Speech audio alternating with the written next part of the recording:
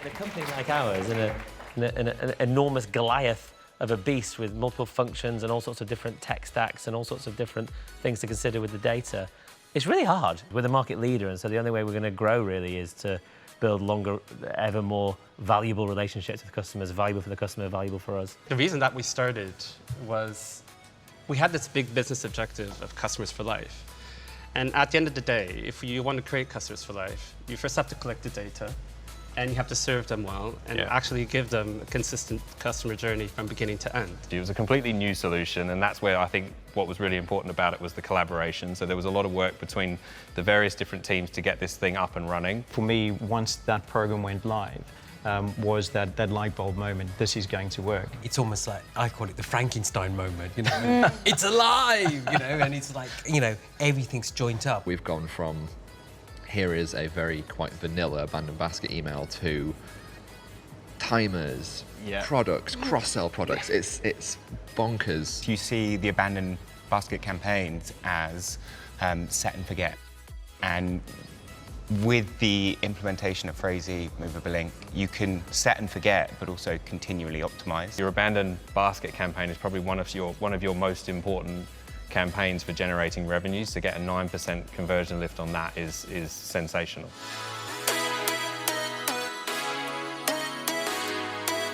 Since we then adopted Movable Link and did our first campaign with our first automated piece of content, it was like a light bulb moment. It was like eureka.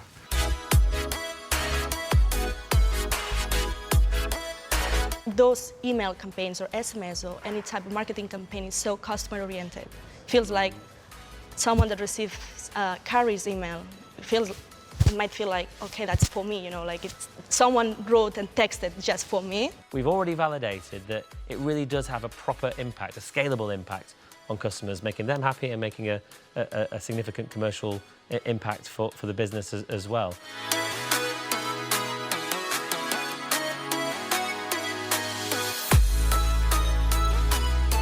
At the end of the day, we're just working as one. Just working as one team. There's no Miracle team, there's no Phrasee team, there's no Movable Link team, there's no Curry's team. There's just one team working towards a goal. And Agreed. It's amazing that when you put all these brilliant people together, all these brilliant heads together, just against one goal, how much you can achieve.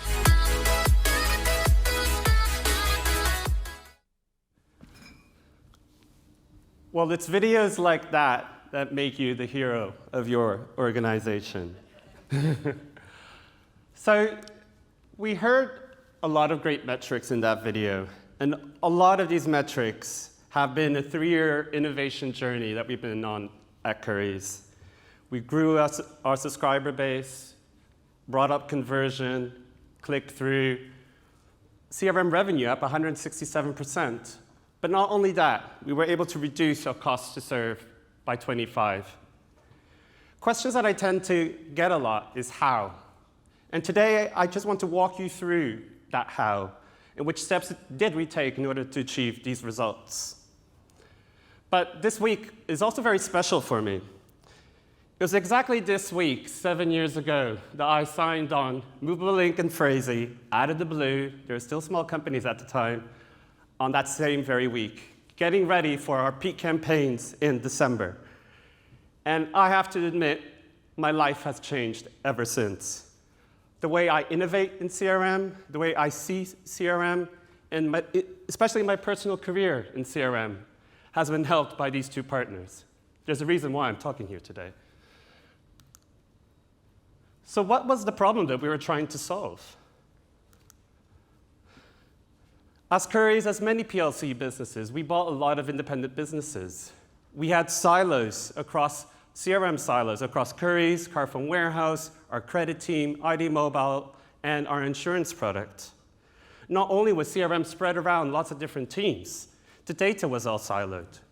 So we had Currys, Carphone data, extended warranty, B2B, credit, all in separate areas. We had a very antiquated email building process. So in order to create personalization, in order to create variations, we had to create multiple variations of that same email instead of automating content. It was a huge amount of workload for the team. Instead of creating one campaign, they were creating 25 campaigns. But most important, Team ESAT was at an all-time low. And the perception of the CRM team within the business was that we were the underdog.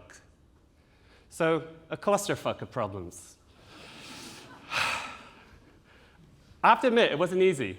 I was scared myself.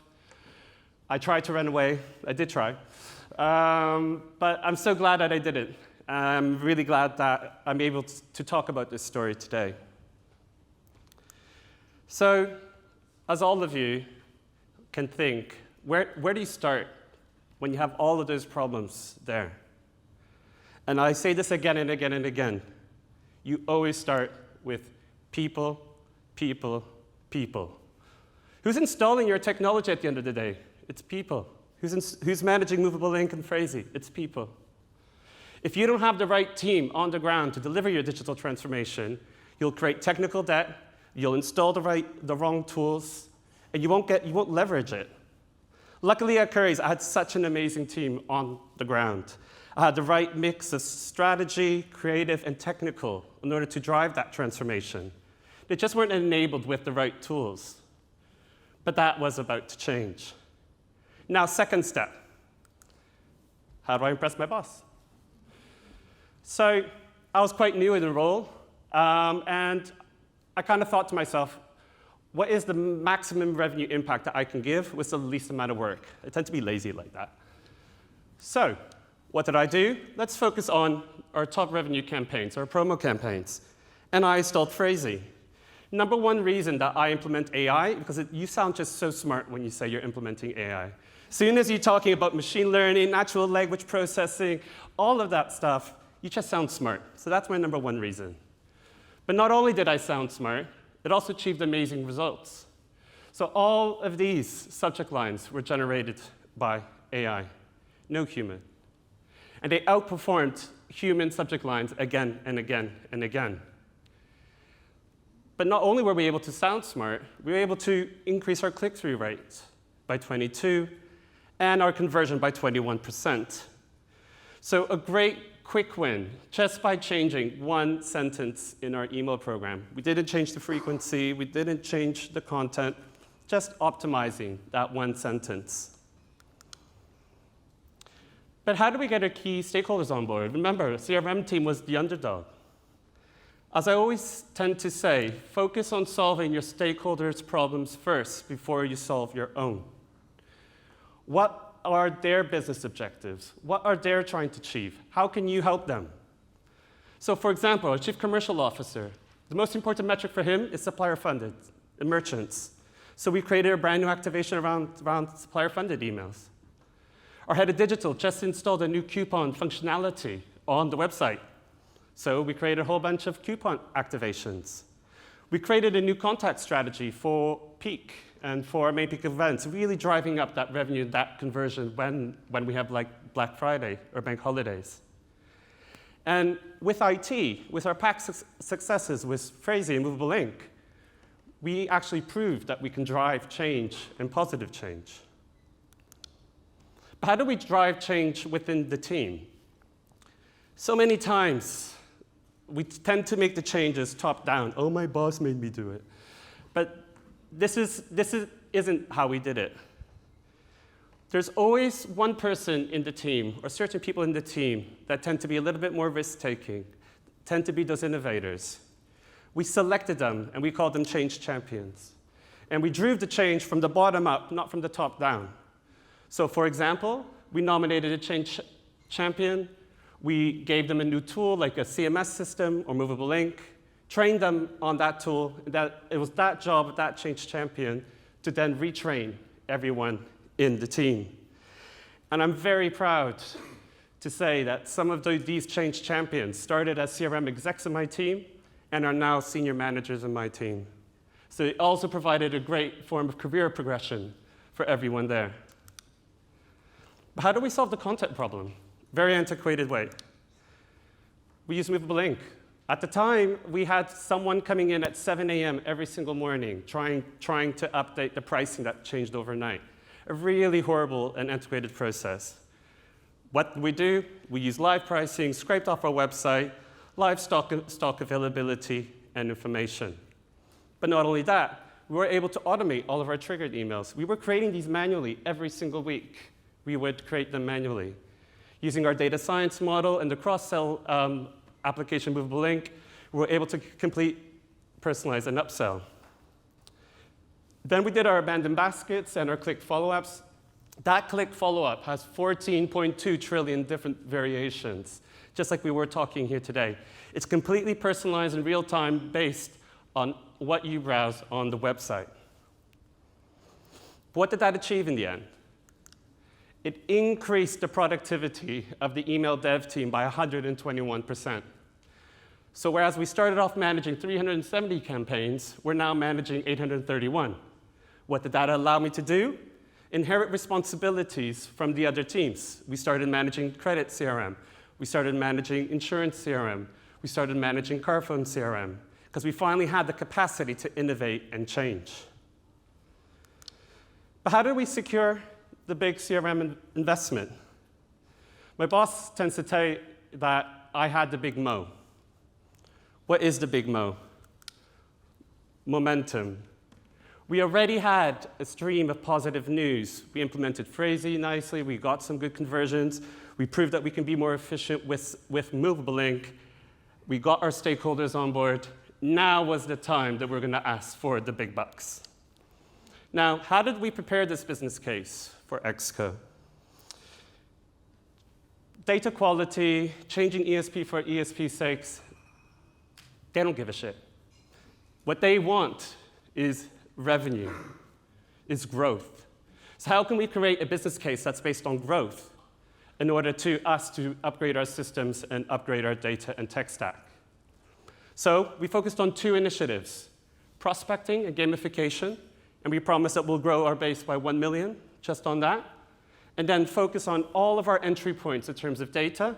What's the language that we're using? What type of opt-in are we using? And then what is those complete data flows going into the SCV? And promised another 2 million. We put a pound value to that, so I calculated the total amount of revenue that my CRM department does, divided by the number of subscribers, done. Business case was done. And finally, I'm speaking in Exco speak. So how do we simplify and unify our data set? First thing, we didn't do it all at once. This has been a 3-year journey for us. We started with Currys and Carphone, the biggest revenue drivers. Then we added in ID Mobile, team know-how, credit, and real-time messaging. And we worked at that incremental approach. We consolidated everything into Adobe Campaign. And by consolidating everything in Adobe Campaign, we also consolidated process. Finally, all of the CRM building process was all done the same way. But how do you handle all that data and all of that complexity? We didn't change many back-end systems. What we did is we created a presentation layer, what I like to call a simplified data model.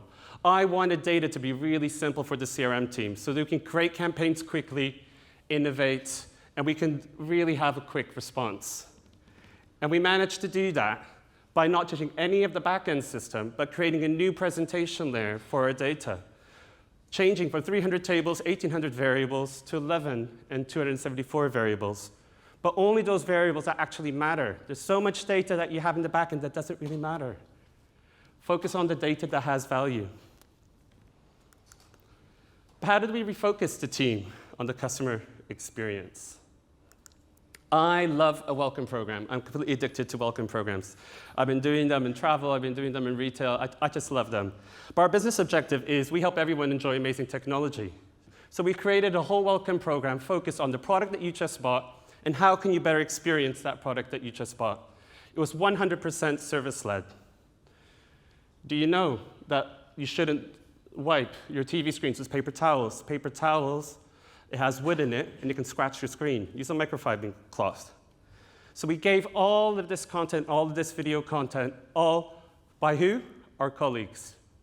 Really starring our colleagues as the front and center of our communication and really taking it to that next level. With all of the upsell and our colleagues at the middle. But how do we work with our partners? As you kind of hear in the video, we kind of tend to work all as one team. So we got everyone involved in the business strategy, right from day one. So we would kick off with a big workshop and a yearly strategy review. Invite everyone in and bring these amazing minds all together. And I don't care where they come from. Everyone's there to innovate our program, to help us innovate and help us be the best. It doesn't matter if they're Movable Inc., Phrasee, Merkle, ITG, or RAP. We're all there to achieve the same goal. Then we repeat that with quarterly business reviews. Things change in retail. And then with the monthly progress checks and weekly catch-ups. This was so important because by doing and working this way, we're working as one team. Not multiple teams, not with vendors, not blaming partners, but just one team trying to achieve a great goal. But how do we raise the profile with our CEO? What are some of the things that they worry about? Share price. What drives share price? Recurrent revenue and recurrent purchase. Who drives that? All of you guys. CRM is the biggest driver of recurrent purchase and recurrent revenue. We are the ones holding the keys to the castle. We have to start speaking CEO speak. And that's how we changed it. But we needed a platform that we could talk about our loyalty initiatives and our programs. Talking about an email CRM base just doesn't cut it. So what? We rebranded all of our CRM and loyalty initiatives into Currys Perks. We took the very first step in our loyalty program, and we launched Currys Perks last year. Again, we're on an incremental journey when it comes to loyalty. Our very first one was, how do we solve the acquisition problem? How do we actually give better value to people who give us our data? So we created a promise. If you join Currys Perks, you'll always get monthly surprises, member discounts on stuff that's not usually discounted, enjoy partner benefits like free Apple TV. So by creating that value exchange, our consent ratios went up. The conversation in the retail shops was a lot easier. And in retail, our consent ratio went up by 10% just when we launched this initiative. Now, we're currently on step 2. So we're trying to focus on customer lifetime. We have a lot of programs around driving that loyalty and driving that repurchase behavior. And then where do we want to end up? So when we do give a loyalty offer, we want to be able to show that loyalty offer in my account, customer app, colleague app, in all the CRM channels. But what was the best deliverable that we did in the 3 years? A happy team. No longer was the team the underdog of the company, but seen as one of the best within the company, with the highest ESAT scores in the whole marketing team. They were no longer hindered by technology. It was so amazing to see, once you took away that technology element, the amount of ideas, the amount of people wanting to do initiatives, the amount of innovation just happened naturally.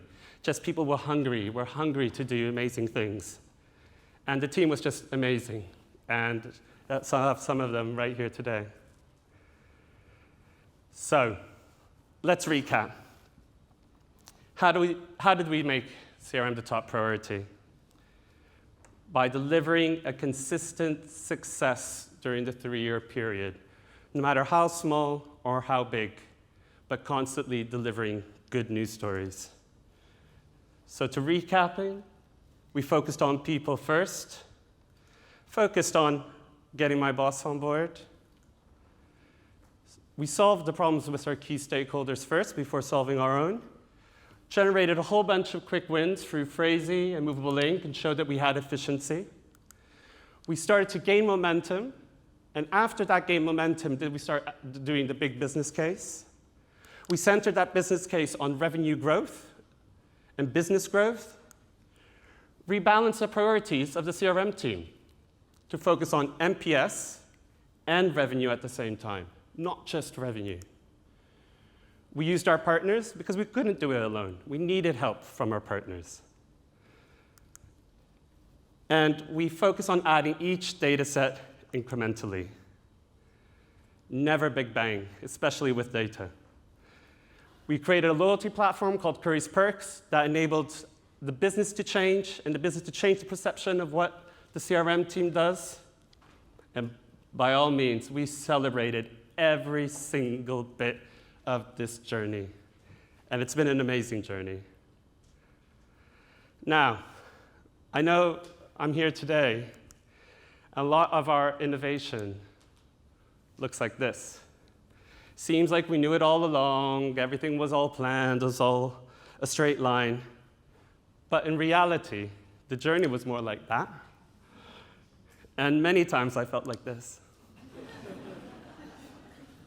Thank you.